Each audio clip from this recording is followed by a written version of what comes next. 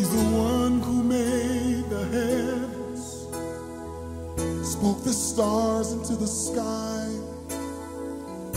He's the one that puts the sparkle in a baby's eye.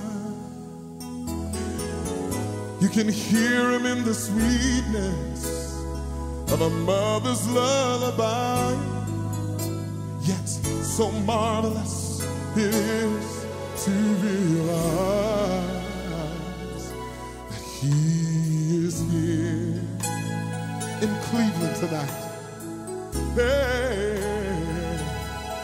he is here. He is here. Let's celebrate the presence of the Lord. He is here, the Holy One.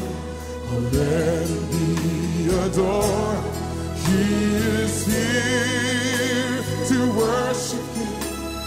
Such a sweet reward. He is here in our midst.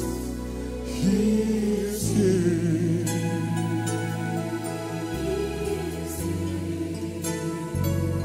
Jesus saw us in our bondage, and he knew that we would die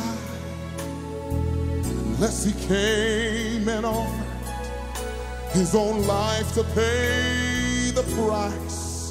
So with his blood he bought our ransom and gave to us the power to become God's sons and daughters. Oh, worship him.